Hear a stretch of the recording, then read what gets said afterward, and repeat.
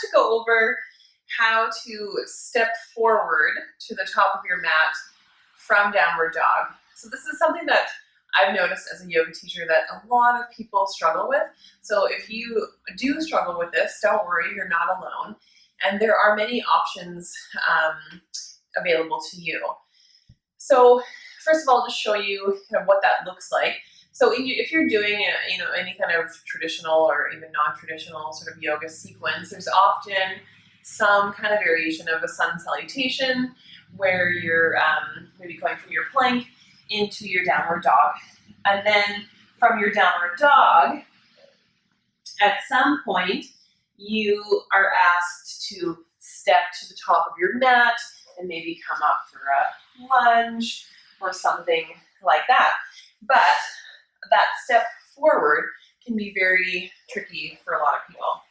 So the mechanics that are needed, first of all, to be able to step forward is you need mobility in your hips and in your shoulders and lots of core engagement.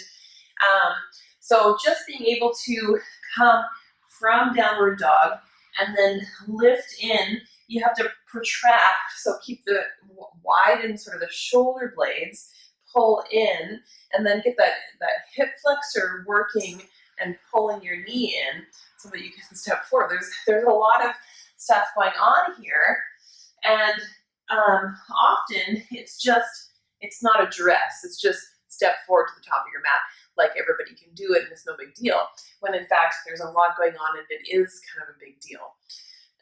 So what I like to cue in a general class is coming down to the knees and then stepping forward. So let's say you're in your downward dog and then it's time to step forward. You would drop to your knees, bring your hands off the floor, then step forward and continue on, with your whatever movement you're doing next. And then if you're stepping back as well, you would maybe step back, bring the hands down, and then come back to downward dog. And what some people do is they'll lift their legs and they'll come into more of a three-legged dog, and that gives them a little bit of momentum as well with the leg. So you can always try that as well. So you'd be in your downward dog, you would lift a leg, and then come forward. But what I do is I always lift the hand of the same side of the leg that I'm bringing forward. So if I'm in my downward dog, and let's say I'm on my left side, lift the left leg up, and then I start to come forward with my shoulders, and I come a little bit more pressure in my right hand, and I come onto my fingertips of my left side, so I kind of add this little bit of rotation and room to allow the leg to come through. So that's another little trick, is to come onto your fingertips. And then the other thing simply is that some people just have a lot of body parts that get in the way. So if you have a little bit of a bigger belly or a little bit of bigger chest, it's just not feasible for you to be able to just step forward, and that's completely okay. Every body is different, so if there's nothing wrong with having to come down to the knees and then step forward and then continue on with the yoga class. And to make a little bit more room, what I also like to do sometimes is use blocks. So I would have my hands onto blocks at whatever height that you feel comfortable with. It doesn't really matter. You can play around and you'll just get to know what height feels good for you. So always just have blocks available at the top of your mat when you're going through your sun salutation or your flow.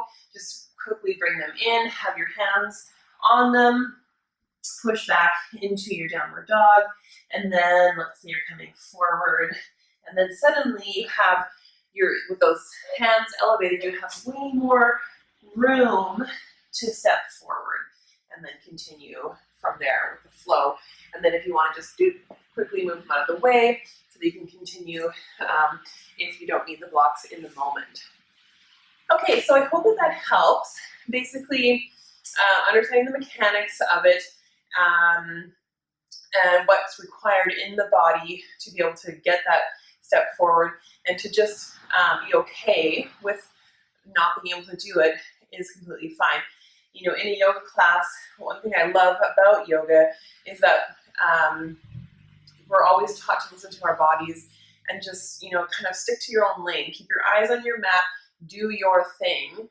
But if you're in a class that's just general, sometimes the instructor just doesn't have the time to go through the cueing for every single option. So if you're just, you know, if you find yourself in a class and they're not giving you those options, at least now you know to just advocate for yourself and do what you need to do so that you can have a really good yoga practice.